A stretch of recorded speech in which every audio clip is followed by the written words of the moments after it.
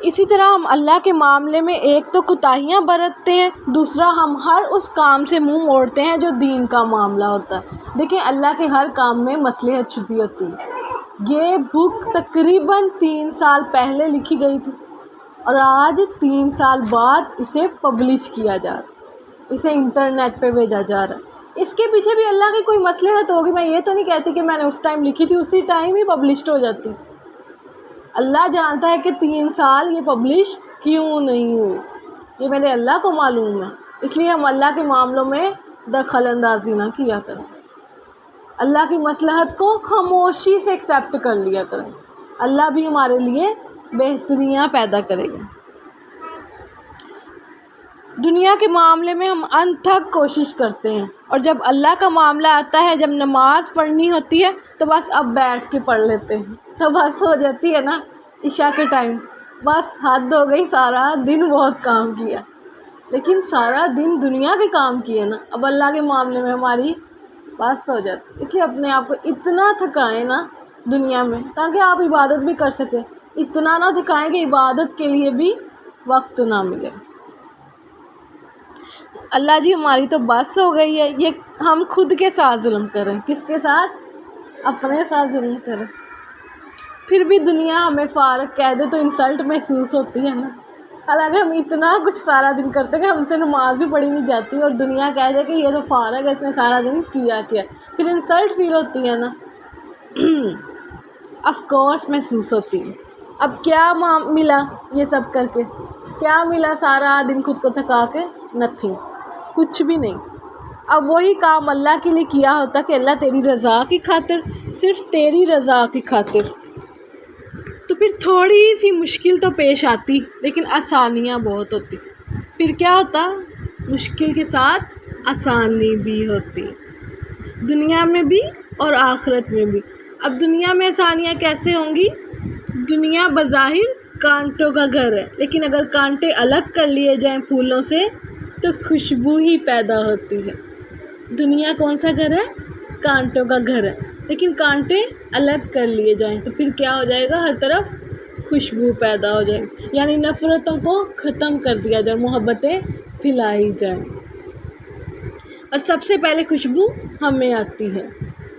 جب ہم خوشبو دوسروں تک پہنچاتے ہیں، کسی کے چہرے پر اسمائل دینے کے لیے ہم مسکراتے ہیں، سب سے پہلے اسمائل کہاں آتی ہے؟ ہمارے چہرے پہ۔ ہم مسکرائیں گے تو اگلا مسکرائے گا نا، سب سے پہلے ہم مسکرائیں، بیکاز ہم اس پھول کو تھام کر کھڑے ہیں، ہم خوشبو کے پھول کو تھام کر کھڑے ہیں، اس لیے سب سے پہلے مسکراہٹ ہمارے چہرے پر آتی ہے۔ اس کا ہمیں ہی فائدہ ہے، ہر طرف مسکراہٹ ہم پھیلائیں گے تو ہمیں فائدہ ہے۔ اسی طرح جب اچھائیاں کرنے کے بعد ریٹرن میں تکلیف پاتے ہیں اور پھر بھی ہم معاف کر دیتے ہیں تو سب سے پہلے ہمارے دل کا بوجھ ہلکا ہو جاتا ہے۔ یعنی آپ نے کسی کے ساتھ اچھائی کی ہے اور وہ آگے سے آپ کے ساتھ برائی کرتا ہے، پھر بھی آپ معاف کر دیتے ہیں اس شخص کو کہ میں نے تو تمہارے ساتھ اچھائی کی تھی لیکن وہ اچھائی تمہیں راس نہیں آئی، پھر کیا ہوتا ہے؟ ہمارے دل کا بوجھ ہلکا ہو جاتا ہے۔ ایک تو اچھائی کی، نمبر 2 ہم نے اسے معاف کر دیا، ٹھیک؟ تو ہم نے اس کے ساتھ 2 اچھائیاں کی نا۔ ایک تو وہ شخص ہمارے ساتھ اچھا نہیں چلا، حالانکہ ہم تو اس کے ساتھ اچھا چلنا چاہتے ہیں، ہم اس کو عطا کرنا چاہتے ہیں، وہ ہمیں محروم ہی کیے جا رہا، پھر بھی ہم اسے معاف کر دیتے تو ہمارے دل کا بوجھ ہلکا ہو جاتا، کیونکہ فطرت کبھی بھی بدل نہیں سکتی۔ پھر جتنے فیسز ہیں اتنی ہی باتیں ہیں۔ اب ہم ویل ڈریس بھی ہوں تو سب نے یہی کہنا ہے کہ تمہاری چوائس اچھی نہیں، آپ نے بہت اچھا سوٹ پہنا، لوگوں نے کہنا ہے تمہاری چوائس اچھی نہیں، ہمیں تو پسند نہیں ہے۔ ایسا ہوتا ہے نا، کوئی اور کلر پسند کر لیتے، ہم کوئی بھی کلر پہنے، آپ کوئی اور کلر پسند کر لیتے، کلر اتنا اچھا نہیں، آپ نے آگے سے کیا کرنا ہے؟ لیکن انسان تو وہی ہے جو کھڑا رہے اپنے ارادے پر، آپ نے اپنا ارادہ تبدیل نہیں کرنا۔ یہ کلر درست ہے، آپ نے کیا کہنا ہے؟ یہ کلر درست ہے، بیکاز جب اللہ سے مشورہ کر کے پہنا ہے، اگر آپ اتنے مشورے بھی اللہ سے کرنے لگ جائیں، اللہ جی یہ چیز ٹھیک ہے، آپ کتنے اللہ کے قریب ہو جائیں گے. لوگوں کو پوچھنے کی ضرورت نہیں پڑے گی, لوگوں کے فیسز دیکھنے کی آپ کو ضرورت نہیں پڑے گی. تو پھر لوگوں کی باتوں کی فکر کیوں کرنی ہے؟ جب اللہ سے محبت ہوتی ہے تو لائف سٹائل چینج ہو جاتا ہے, زندگی گزارنے کا طریقہ بدل جاتا ہے. اب آپ کا طریقہ بدل گیا نا, آپ کو اللہ سے محبت ہے, بدل گیا. اٹھنے بیٹھنے کا انداز بدل گیا, صفیں درست کرنے کا انداز بدل گیا. حالانکہ جب میں آئی تھی پہلے دن تو یہ چیز نہیں تھی. شور سے باہر جانا, شور کے ساتھ آ کر بیٹھنا. فرسٹ ڈے جب ہم نے ریکارڈنگ کی تو میری ریکارڈنگ کی بھی سمجھ نہیں لگ رہی, لیکن آج ریکارڈنگ بہت صاف, پہلے کی نسبت بہت صاف ہے اور آگے بھی صاف ہو جائے گی. اس سے ہمارے نظم و ضبط کا پتہ چلتا ہے, زندگی گزارنے کا طریقہ پتہ چلتا ہے. آپ کو پتہ ہے کیڑیاں وہ لائن کے ساتھ صف کے ساتھ جاتی, اتنا نظم و ضبط, حالانکہ ان کے اندر ہمارے جیسی عقل نہیں ہے. عقل کس میں ہے؟ انسان میں. اشرف المخلوقات کون ہے؟ ہم ہیں. ہمیں اللہ نے سب سے اشرف مخلوق ہم ہیں نا, سب سے اشرف مخلوق. ہمیں صف باندھنی نہیں آتی, لیکن وہ کتار در کتار. آپ نے دیکھا ہوگا جب کسی چیز کو لینے جاتی ہیں کیسے کتار باندھ کر جاتی, ادھر ادھر نہیں ہوتی, ایک کتار میں. ہمارے اندر یہ ہے. کبھی پرندوں کے جھنڈ دیکھے آسمان پر, کتنی پیاری کتار بنائی ہوتی, ترتیب سے چل رہے ہوتے ہیں, ایک کے پیچھے ایک, ایک کے پیچھے ایک. ہمارے اندر وہ صف ہے. فرشتوں کی صفوں کو دیکھیں, سب سے خوبصورت صف. ہم انسان ہیں, ہم ان سے بھی زیادہ اشرف ہیں, لیکن ہمیں صف باندھنی نہیں آتی, ہمیں بیٹھنا نہیں آتا, ہمیں اٹھنا نہیں آتا, ہمیں ہاتھ باندھنے نہیں آتے. آپ بھی باندھ لیں ہاتھ.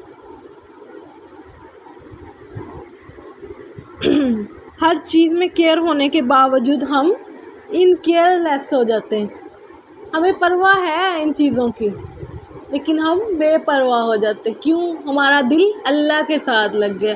اب ہمیں ان چیزوں کی اتنی حیثیت نہیں رہی نا اب دنیا کی, جو پہلے ہوا کرتی تھی. چیزوں کی پرواہ کرنا, انہیں چھپا چھپا کر رکھنا, کہیں میری بہن چھیڑ نہ دے, اب وہ چیز ہمارے اندر موجود نہیں. کیوں؟ ہم وہی نہیں ہیں, وہی ہے نا, لیکن ہمارا دل اللہ کے ساتھ جڑ گیا. ہماری سوچوں کا محور اللہ رب العزت کے ساتھ.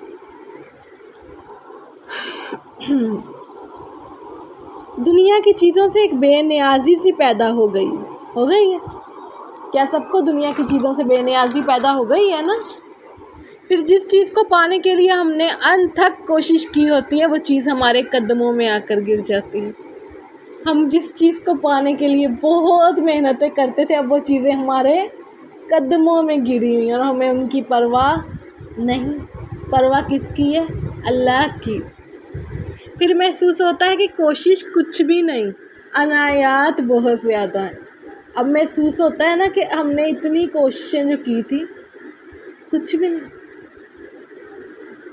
اللہ کی راہ میں ہم نکلے, ہم نے آندھی نہیں دیکھی, ہم نے دھوپ نہیں دیکھی. یہ جولائی کے دن کتنے سخت, ہم نے کچھ بھی نہیں دیکھا, اور عنایات اللہ کی بہت زیادہ ہیں. وہ کوششیں تو کچھ بھی نہیں. دنیا میں بھی اللہ نے ہمیں عنایتیں کی ہیں, اور آخرت میں بھی اللہ ہمارے اوپر عنایات کرے گا انشاءاللہ, اگر اللہ نے چاہا.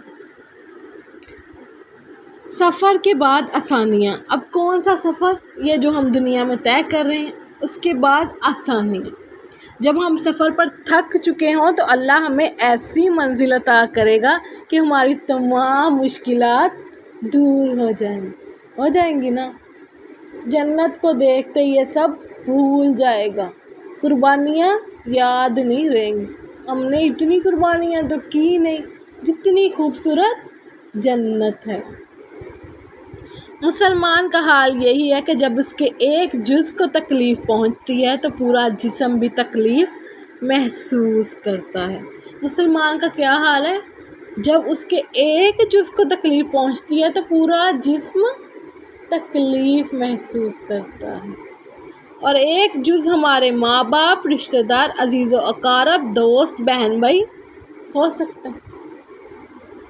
ان کو کوئی تکلیف ہو تو ہمیں بھی تکلیف محسوس ہوتی ہے، انہیں بخار ہی چڑھ جائے تو ہمارے بھی اندر بخار محسوس ہونے لگتا ہے۔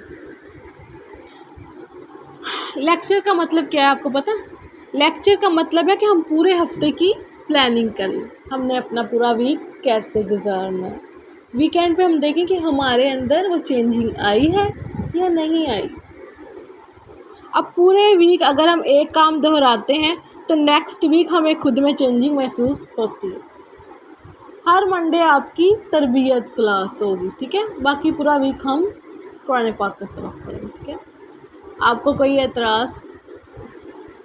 یہ بھی ہونا چاہیے نا، ہمارے سوموار والے دن ہماری یہی لیکچر کلاس ہوتی تھی مدرسے میں، باجی سائمہ جو ہے وہ ہمارا لیکچر لیا کرتی تھی، تو لیکچر میں جو چیز ہمیں سمجھ آتی تھی ہمارے پورے ویک کی پلاننگ ہو جاتی تھی۔ ہم نے اس طرح بیٹھنا ہے، یہ کھانا ہے، دائیں ہاتھ سے کھانا ہے، ہمارے اندر بہت سی تبدیلیاں آ جاتی تھیں۔ ہم نے رشتوں کے ساتھ یہ سلوک کرنا ہے، ہمارا اللہ کے ساتھ معاملہ کیا ہے، اوکے؟ حضور صلی اللہ علیہ وسلم نے فرمایا، رحمان کے بندے وہ ہیں جو خرچ کرنے میں اسراف نہیں کرتے اور بخل سے بچتے ہیں، اور بخیلی بھی نہیں کرتے اور بہت زیادہ اپنے مال کو بے تحاشا بھی نہیں برتتے، بالکل اعتدال سے، میانہ روی سے۔ آپ صلی اللہ علیہ وسلم نے فرمایا، صرف 2 آدمیوں کے ساتھ رشک کرنا چاہیے۔ کن کے ساتھ رشک کرنے کی اجازت ہے؟ صرف 2 آدمیوں کے ساتھ۔ ایک وہ جس کو اللہ تعالیٰ نے مال دیا اور وہ اسے صحیح جگہوں پر خرچ کرتا ہے، ایک وہ ہے جسے اللہ نے مال دیا ہے اور وہ اسے صحیح جگہوں پر خرچ کرتا ہے۔ دوسرا وہ ہے جسے اللہ تعالیٰ نے علم و حکمت سے نوازا اور وہ اس کے مطابق فیصلہ کرتا ہے اور تعلیم دیتا ہے، ٹھیک ہے؟ ایک وہ مالدار شخص جو اپنا مال صحیح جگہوں پر خرچ کرتا ہے، دوسرا جسے اللہ تعالیٰ نے علم و حکمت سے نوازا ہے اور وہ اس کے مطابق فیصلہ کرتا ہے، حق کے مطابق فیصلہ کرتا ہے، باطل کا فیصلہ نہیں کرتا اور اس کی تعلیم بھی دیتا ہے، صرف اپنے تک محدود نہیں رکھتا۔ میانہ روی، آپ صلی اللہ علیہ وسلم نے صحابہ کرام کے ذریعے پوری امت کو میانہ روی کا درس دیتے ہوئے فرمایا، نماز بھی پڑھو، آرام بھی کرو، نفلی روزہ بھی رکھو، کبھی چھوڑ بھی دو، تم پر تمہارے بیوی بچوں کا بھی حق ہے، میں نفلی روزہ رکھتا بھی ہوں اور چھوڑ بھی دیتا ہوں، میں تہجد بھی پڑھتا ہوں اور آرام بھی کرتا ہوں، اور میں تم سب سے زیادہ اللہ سے ڈرنے والا ہوں۔ اب ہم لیتے ہیں اندر کا جائزہ۔ نماز کے ساتھ ہم اپنے اندر کا جائزہ لے سکتے ہیں، ہمیں کتنا ایمان ہے۔ جب ہم اینٹوں کو اوپر نیچے رکھ دیتے ہیں تو وہ اینٹوں کا ڈھیر بن جاتا ہے، لیکن اگر وہی اینٹیں ہم ترتیب سے رکھ دیں تو ایک خوبصورت بلڈنگ بن جاتی ہے۔ اسی طرح اگر نماز کا ایک ایک لفظ سوچ سمجھ کر اور خشوع و خضوع کے ساتھ پڑھا جائے تو ہم ایک خوبصورت نماز ادا کر سکتے ہیں، جس کے بعد ہمیں اگلی نماز کا بھی انتظار رہتا ہے۔ کیسے نماز ادا کرنی ہے؟ خشوع و خضوع کے ساتھ، تاکہ ہمیں اگلی نماز کا بھی انتظار رہے۔ صبر اور خاموشی سے بڑا کوئی ہتھیار نہیں۔ سب سے بڑا ہتھیار کون سا ہے؟ صبر اور خاموشی۔ صبر ایک ایسی سواری ہے جو اپنے سوار کو کبھی نہیں گراتی۔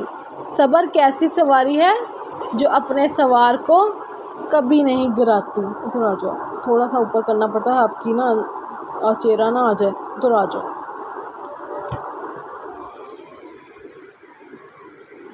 نہ کسی کی نظروں میں اور نہ ہی کسی کے قدموں میں۔